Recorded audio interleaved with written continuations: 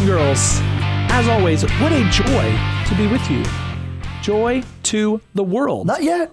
But not yet. But not yet. But not yet. I'm just kidding. Everyone be totally miserable and depressed. It is Advent. We're in Payne County.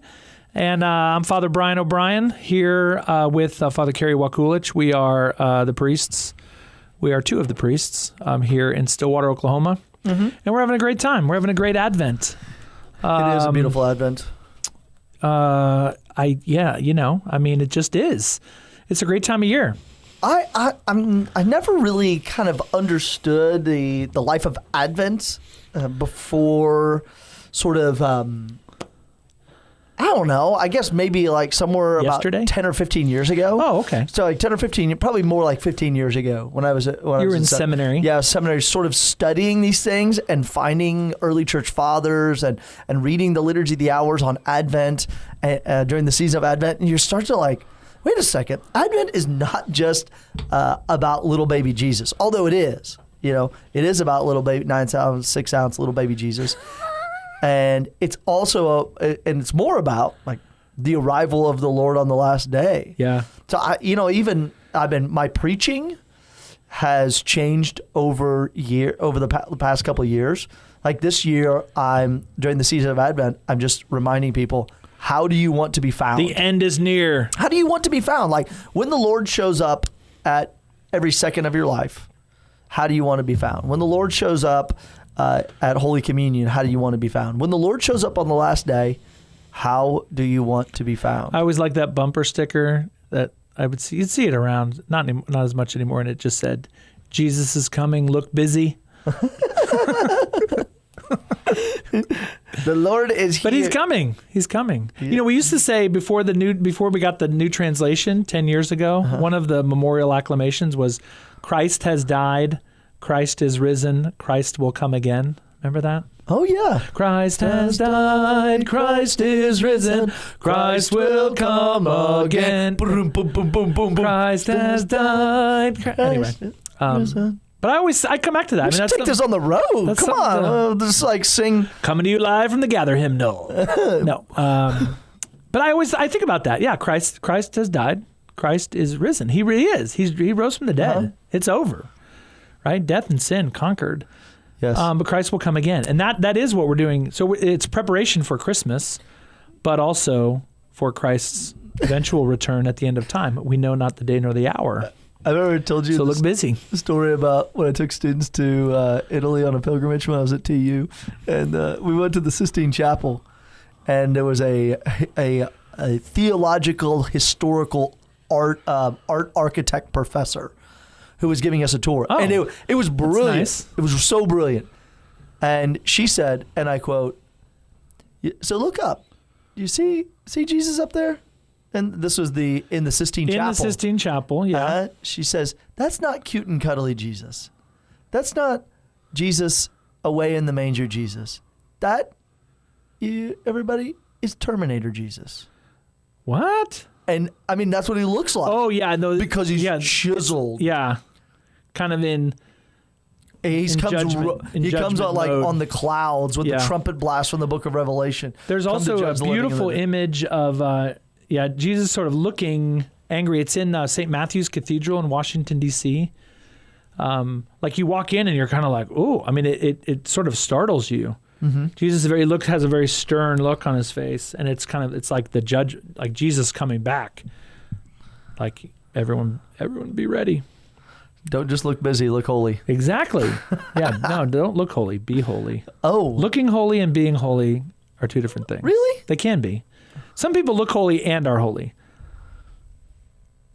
But some people look holy and aren't holy. It was like, what was it, Teresa of Avila, when she would go preach these little missions at different parishes, she would take Carmelite priests with her for confessions, because on some towns, people would say, "Oh my gosh, look, you gotta meet so-and-so, they're so holy, they're like the saint of this town." And they say, Sister Teresa of Avila would smell sin.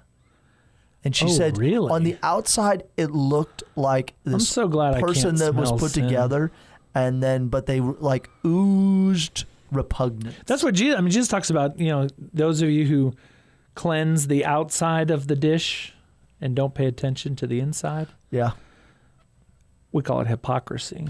And we're all guilty of it. Let's be honest. That is. I love Pope Francis's first line. Who is Pope Francis? Pope Francis is a pecadore. I am a sinner. I am a sinner. Soy un pecador.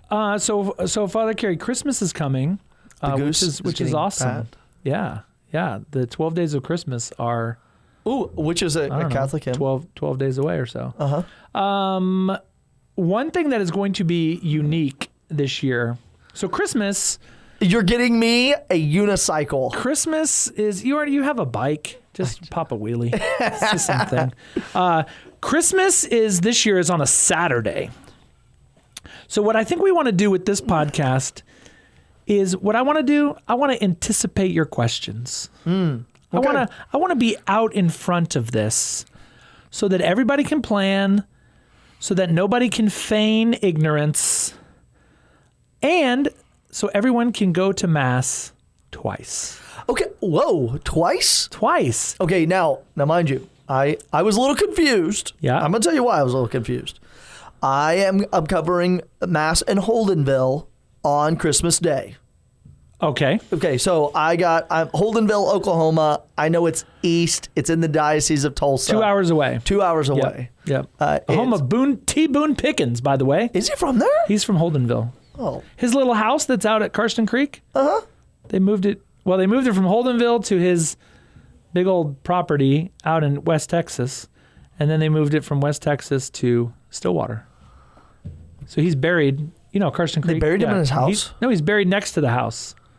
What? But the house is from Holdenville. Okay, I digress. So Karsten Creek's a cemetery? Karsten Creek is the golf course. But it's also a cemetery if someone's buried there. I think a portion. I think T. Boone is buried at a golf course. The golf course did not automatically become a cemetery when somebody was buried there. Oh, okay. Well, anyway. In the same way, if you play golf at a cemetery, it doesn't become a golf course. Touche. It remains, in its essence, a golf course, a cemetery, or a golf course. Okay. Okay. Well, thank you. Thank you for clarifying. So anyway, you're going to Holdenville. So I'm going to Holdenville to cover, and I get the list of the Mass times, and I saw that there is Mass on Saturday night at 5 p.m. for Christmas. Christmas Day, 5 p.m. 5 p.m. at night, not Saturday 5 p.m. in the morning. Saturday and I was like, wait a second, that's the Vigil Mass for Sunday.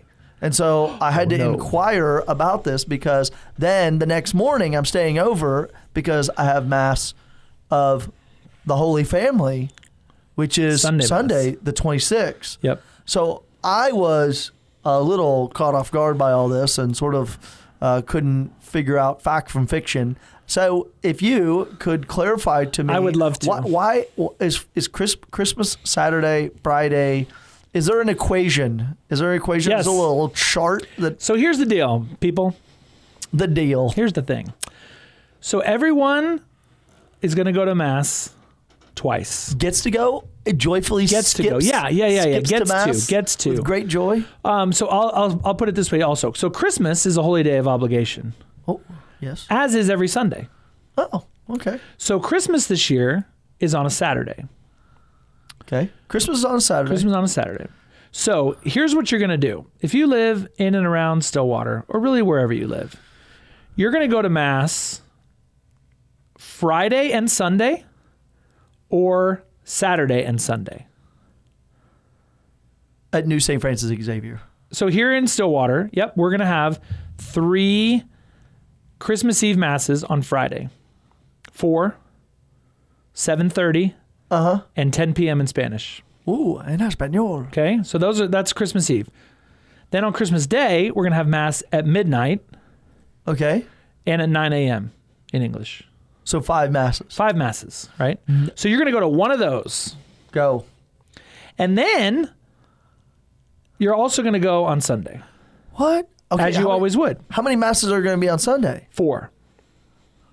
Well, okay, so the Vigil Mass on Saturday night. We're not having one. Whoa, time out. So we are not. We are not. Okay, in order to. So this is actually the goal. In order to sort of alleviate the confusion, We are not having a Saturday night Mass on December 25th. So if I show up at Saturday night Mass at St. Francis Xavier in Stillwater, Oklahoma.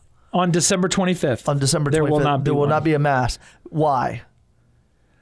What I wanted to do was to take away what I think no one in this room and nobody that we know, but what I wanted to take away was oh, sweet, I'll just go Saturday night, and that'll be like a twofer. Oh, it doesn't exist. You can't go for Saturday night and it cover. Oh, because it doesn't have the readings for. Because if you have Mass on Saturday night, December 25th, it's not the anticipatory vigil Mass for the Sunday. It's still Christmas. That's what you're doing in Holdenville. You're going to celebrate Christmas Mass Saturday night, 5 p.m. Then the next morning, you're going to celebrate a Sunday Mass, which happens to be the Feast of the Holy Family, at 9 a.m. for the people there. Here in Stillwater, we're going to have Mass on Christmas Eve and 2 on Christmas Day. And then we're going to have 4 Masses on Sunday, December 26th. 8:30 as always, 11:15 as always, 1 p.m. in Spanish as always, and then a 5 p.m. Since I'm not here, you can have my evening Mass. Yeah. So it'll be a unique, distinct Sunday night 5 p.m. because we're not having a Saturday night, but we still want to have 4 Masses. That's what we're doing. I love it. So everyone should go to Mass Friday and Sunday, or Saturday and Sunday. No, they should go Thursday or Friday. No, Thursday, no. Thursday's the 23rd. Oh, never mind. They should go Friday or Saturday for Christmas, and then Sunday only for Sunday. Correct. Sunday, Sunday, Sunday. That's right. Wow. So that's how it's going down this year. But I would encourage everyone, and especially in conversations with neighbors, children, when you hear someone, and I know it's going to happen. Oh, well, when someone says, "What? We have to go twice?" And the reason I know what that sounds like is because I said that numerous times last week as a child and as a priest. No, mostly as a child. You're gonna hear it. You're gonna hear it. Oh, what? What? Can't we just go once? No, you can go once and then go to confession. No, but don't miss out on it. No, you get to go twice because it's 2 distinct things. So Christmas is awesome and wonderful, right? We're celebrating the day on which Jesus Christ was born, and then the next day, Sunday, we're celebrating the Holy Family, Jesus, Mary, and Joseph. Wow, who would not want to go twice? I know. Okay, I'll go twice if. You're going twice for the good people of Holdenville. That's true. But I'll come up here to Stillwater and go, I guess I'll go to Mass Sunday night with y'all if on Sunday night you play my favorite Christmas song. I have no, what are you going to say? Okay, I'll give you a list. Your favorite Christmas song? My favorite Christmas song. I'll give you one of 3 options. The first Noel. Dominic the Donkey. I want a hippopotamus for Christmas. A Little Town of Bethlehem. Or The First Noel. Oh. I thought you were going to say, Mary, did you know? Mary, did you know? Yes, I knew. Yes, I knew. Yes. It's Luke chapter 1. I knew. Mary, did you know? Yes. Yes, the song's over. Done. First verse. So lame. So, Mary, did you know? I just told you. I did. Yeah. I did. I knew.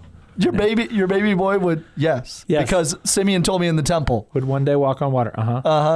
Because he was a divine person. Yep. We talked about that in the Immaculate Conception. Yep. Free from original sin. We got it. Mary, did you know? I thought that's what you were going to say is your favorite Christmas hymn. Which are you?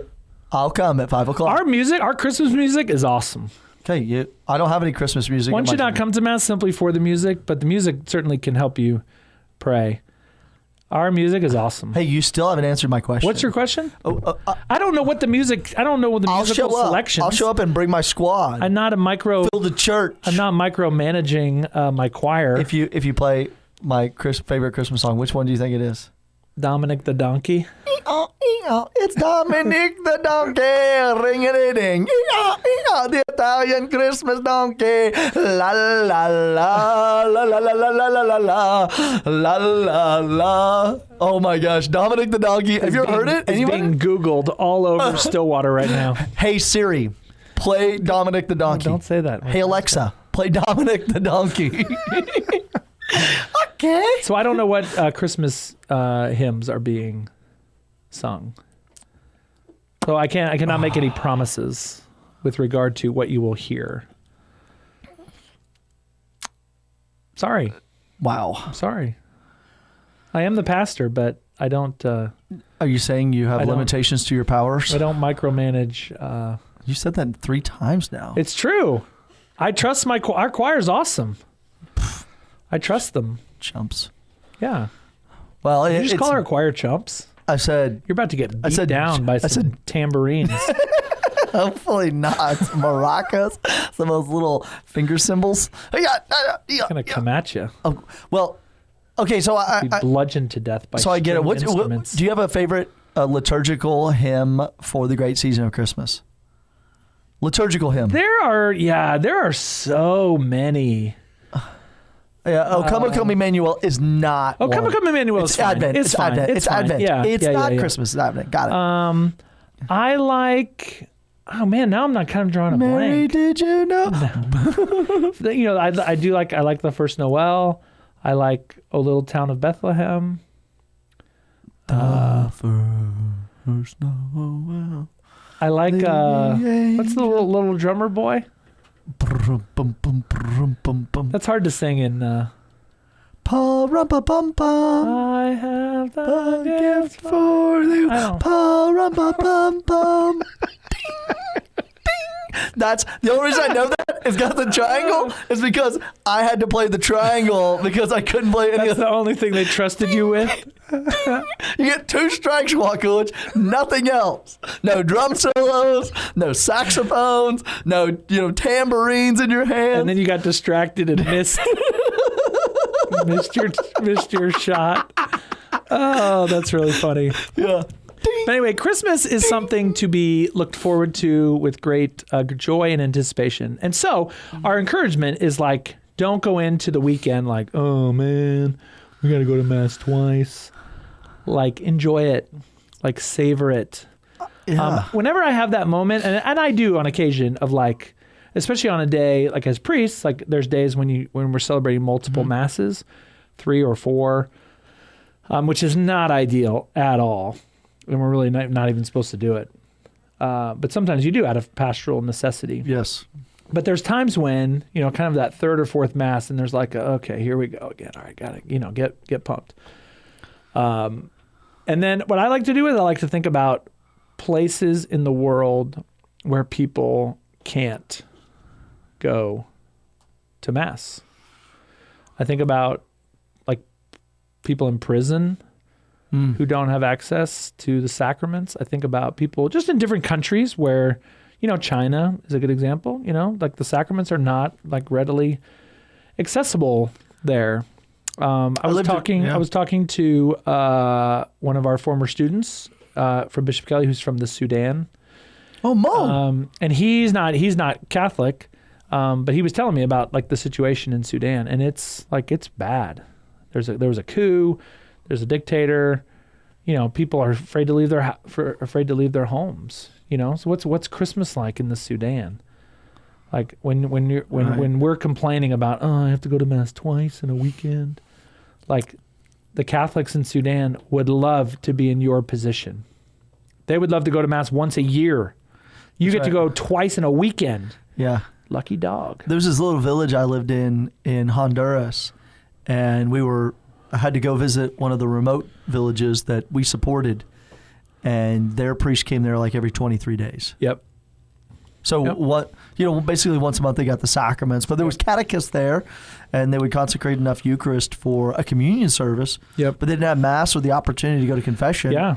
There's those places where, there's a priest I follow on Twitter who is from Tanzania. And he just kind of highlights, what he does all day. So he has this like raggedy truck. He's driving in on dirt roads. He has in his parish, he calls it his parish, he has 58 places where he goes. Whoa. That's his parish with 58, so do you think he goes, think they have daily mass? No. I mean, he's lucky to get to, certain places that are bigger, so they kind of get more attention. But, I mean, the people there are lucky to have mass in this places once a year. Whoa. Once a year, right? We get to go to mass twice in one weekend. Beautiful. It's awesome, man. It's awesome. Ding. So, ding. That's everyone's just going to be thinking of you when they hear the little. Ding, ding. Oh my gosh! To play the drum, That's I'm still really a little funny. bitter about it. So it's anyway. That's really what we wanted to get across. Let's not look at this as like a oh man, but like an oh yeah, heck yeah. Look It what is we a get to beautiful do. opportunity. It's a beautiful opportunity. It's a beautiful opportunity. I think with having these two liturgies conjoined, is that you get to go through the Christmas readings, and then the next day you get to hear about the Holy Family. This beautiful liturgy sort of put together as I think a fantastic opportunity for everybody to say, okay, what does it mean to have a holy family? What does it mean to sacrifice? What does it mean to put your child in a manger, an eating trough for animals? I mean, we have lots of eating troughs out here in this western part of Oklahoma, central western part of Oklahoma. But what does it mean to like have your child and to place your child in that because there is no room for you? And then to see that holy family right there in Bethlehem, and then the next day to celebrate the great solemnity of the Holy Family. Wow. I think there's some opportunities for a theology and for preaching and for study and for even just like having your family pray this novena of Christmas. These, the novena of Christmas, or pray the 12 days of Christmas, and to take like a day like the Holy Family, and maybe it's to buy an icon or a painting of a Holy Family that you love, a little statue, and then take a painting of the Nativity and sort of put them together in your home. I think there's some great opportunities in what they call the domestic church. Yeah, praying with the Nativity scene. I mean, which is Christmas and the Holy Family. All wrapped into it. And we do this every year. I mean, so this is not a new thing that like we have Christmas and we have the Feast of the Holy Family. They just don't normally happen on back to back on consecutive days. Yeah. But I think to see this as an opportunity to really to put the two together, going to mass like 2 days in a row or 2 out of 3 days is great. I mean, I think it's something I know I take for granted sometimes that I get to celebrate mass every day.